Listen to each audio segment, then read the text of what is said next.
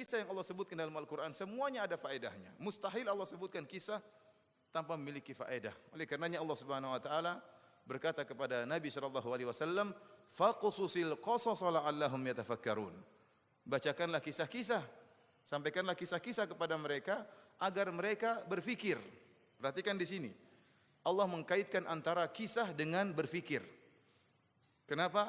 Para ulama menyebutkan barang siapa yang semakin cerdas, dia membaca kisah-kisah dalam Al-Quran bukan hanya kisah-kisah dongeng. Kisah Al-Quran bukan kisah dongeng pengantar tidur, tidak.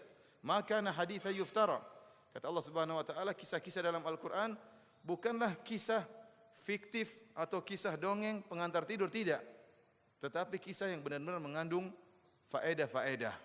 Sehingga Allah mengatakan la'allahum yatafakkarun. Bacakanlah kisah-kisah semoga mereka berfikir.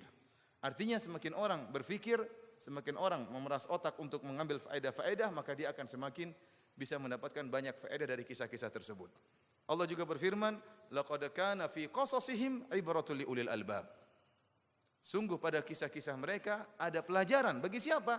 Liulil albab, bagi orang yang berfikir. Orang yang tidak berfikir tidak akan mendapatkan ibrah, tidak akan mendapatkan pelajaran. Maka ini menantang kita untuk merenungkan tentang faedah-faedah dari kisah-kisah yang Allah sebutkan dalam Al-Quran.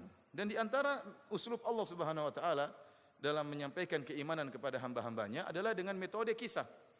Al-Quran memiliki banyak metode, seperti Allah menyebutkan tentang masalah keimanan dalam Al-Quran, masalah akidah, masalah hari akhir, masalah iman kepada Allah, kepada malaikat, Allah sebutkan dalam Al-Quran. Demikian juga Allah sebutkan tentang ahkam dalam Al-Quran, hukum-hukum. Bahkan Allah juga sebutkan tentang adab-adab dalam Al-Quran. Di antaranya Allah sebutkan kisah-kisah. Dan kisah dalam Al-Quran tidak sedikit, kisah banyak dalam Al-Quran. Ini menunjukkan metode menyampaikan kisah. Kalau kisah itu benar, merupakan metode yang jitu.